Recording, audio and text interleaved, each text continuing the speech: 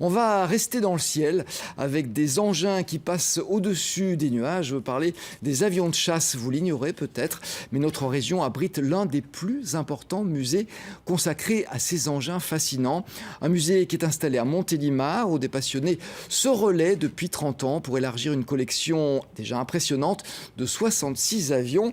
Bonjour Alain Besse. Bonjour. Merci vous aussi de nous avoir rejoints sur ce plateau. Vous êtes le président de l'association qui gère ce musée européen de l'avion de chasse. J'imagine que, comme pour la plupart des grands musées, tout ça a commencé avec un ou deux petits avions. Je me trompe ? Exactement, non, c'est tout à fait ça. Ça commence avec un avion au milieu d'un champ de l'herbe. Le doigt et le bras, il passe après. Voilà, sur un terrain d'aviation de Montélimar en Cône. Et tout doucement, depuis 30 ans, la collection effectivement s'est étoffée pour arriver aujourd'hui à 66 avions sur le site et la plupart sont présentés au public. En petite définition, l'avion de chasse, c'est l'avion qui est fait pour faire la guerre. Un avion de chasse, hein ? c'est un avion qui est fait pour faire la guerre. Oui, après les avions de chasse, il y a les chasseurs bombardiers, mais en fait un avion de chasse, c'est effectivement un avion qui est fait pour faire la guerre. Et j'allais vous demander depuis quand on en construit.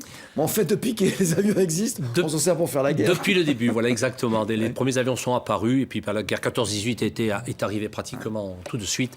Et effectivement, les hommes, les militaires, ont commencé effectivement à imaginer comment ils pourraient se servir de ces avions qui permettaient de faire de l'observation ou de larguer des bombes ou de tirer même sur l'ennemi.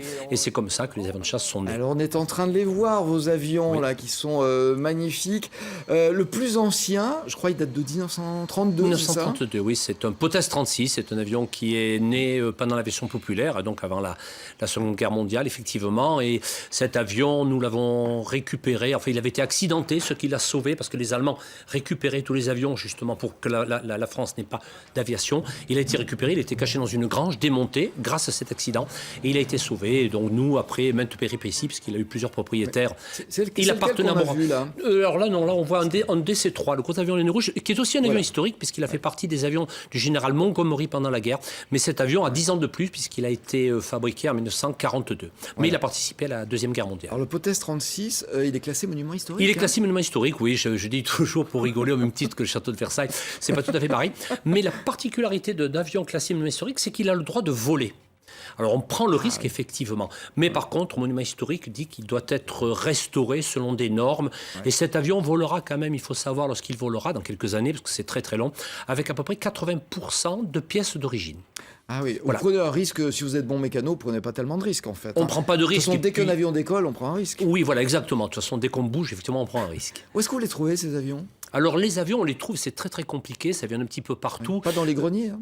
Dans des greniers, celui-ci dans une grange en fait. Et ah puis, oui, on n'est pas loin du grenier. Après c'est mis dans des bouquins en disant cet avion est vendu pour pas qu'il soit détruit. Mais les avions viennent de peu partout, de pays étrangers. On a des accords avec la Suisse, avec la Pologne, avec bien sûr l'armée de l'air, avec des collectionneurs privés qui nous mettent des avions à disposition parce qu'ils peuvent pas les garder chez eux ou ils savent pas quoi en faire. Ouais. On a dit une collection de 66 avions, ça couvre quelle période de l'histoire ? Alors nous essentiellement c'est après c'est essentiellement l'aviation réaction.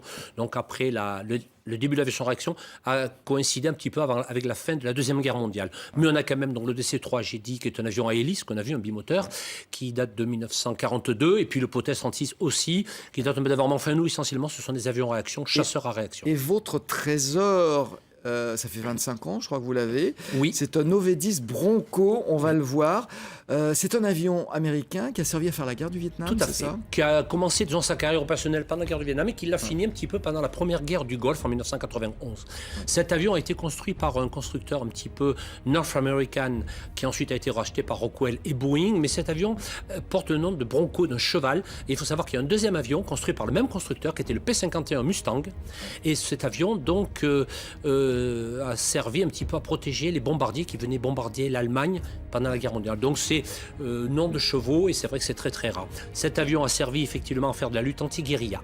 Ouais. C'est sa vocation. Vous êtes de nombreux bénévoles, justement, à animer cette association et donc à vous occuper de ce musée. Est-ce qu'ils sont tous, comme vous, d'anciens pilotes ? Non, pas du tout. Non, pas du tout. Les gens ont toutes les origines. Ils aiment l'aviation. Je ne peux pas dire d'où est-ce qu'ils viennent tous, mais enfin, non, il y a des gens qui n'ont jamais été proches de l'aviation et qui, à un moment, ont décidé d'y venir. Et tant mieux, puisque c'est cet ensemble de bénévoles qui fait que le musée peut continuer à progresser. Vous étiez pilote de chasse. Oui. dans l'armée de l'air. Oui. On n'a pas été pilote de chasse, on l'est à vie finalement. Oui, on est militaire à vie. C'est une façon de continuer à vivre votre tout à fait. passion. Mais quand on rentre à 17 ans et demi et qu'on devient pilote de chasse, effectivement, on se rend compte que c'est quelque chose...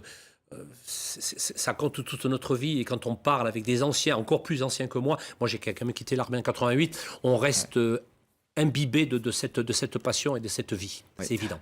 Alors, ce sont des bénévoles qui travaillent, vous avez aussi des salariés, et il y a un point important, c'est que vous faites travailler des personnes dans le cadre de chantiers en réinsertion. Tout à fait. C'est l'une des vocations de ce musée, parce qu'en fait, vous faites plein de choses. Oui, on fait plein de choses. On a parlé de monuments historiques, Bronco, avions qui volent dans les meetings. Mais on a un chantier d'insertion. Donc, depuis 20 ans, ce chantier d'insertion a été créé. Il a permis, effectivement, de construire, avec l'aide des bénévoles, mais essentiellement, près de 4000 m² de hangars. Des casernes qu'on a récupérées ou des bâtiments qu'on a achetés neufs. Vous avez démonté là où elles étaient, vous avez remonté chez vous. Voilà, le dernier bâtiment, par contre, on l'a acheté neuf et on l'a monté nous-mêmes. Et le chantier d'insertion de travail, donc c'est 7 personnes depuis 20 ans qui sont là. Et entre 6 mois et 2 ans, on essaie de les réinsérer, de leur redonner l'idée du travail, des horaires, respecter le travail en équipe, respecter les consignes, parce que ces personnes ont eu des accidents de la vie et elles sont un petit peu sorties. Et on essaie un petit peu de le remettre au boulot. Alors, ça marche, c'est quelque chose qui nous demande beaucoup de travail. On en a eu, je ne sais pas, je dirais 150 à peu près qui sont passés pendant ces 20 ans. Et le chantier continue. On va dire un mot quand même de votre collection de maquettes, parce que oui. ça aussi, c'est quelque chose qui mérite le détour.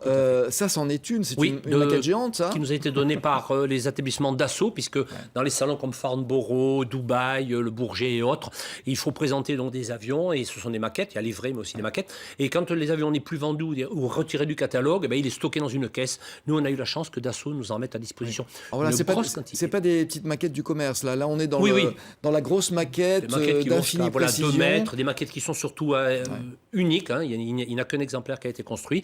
Et donc, Dassault nous les a mis à disposition. On les expose au public. Ça permet de montrer plus d'avions que l'on en a au musée, puisque certains n'ont été construits à un exemplaire, en prototype. Donc un véritable trésor. Voilà. Et puis, on a aussi des toutes petites maquettes que des collectionneurs nous donnent. Ouais. Un petit mot quand même sur Montélimar. On dit toujours que c'est la ville du nougat. C'est aussi désormais la ville de l'aviation de chasse. Et la mairie, justement, a installé un avion de chasse sur un rond-point. Oui, un Mirage 3B, qui est un avion français, construit par Marcel Dassault, qui est un avion d'entraînement français, qui a été retiré du service, que l'on a acheté nous-mêmes au domaine. Et ensuite, donc, on l'a mis à disposition de la mairie. Il a été repeint. On l'a mis dans des couleurs les plus belles possibles. Et donc, grâce à des entreprises de Montilien, un gros travail de coopération entre les Montiliens et la ville, on a pu le mettre sur le rond-point qui est juste à côté du musée et qui est une belle publicité pour notre musée. Ah ben voilà, en tout cas ça va inciter les gens. Merci beaucoup Alain Besse d'être venu nous parler de ce musée. Je veux dire que les prochains événements, le plus important, c'est les 30 ans et c'est en septembre.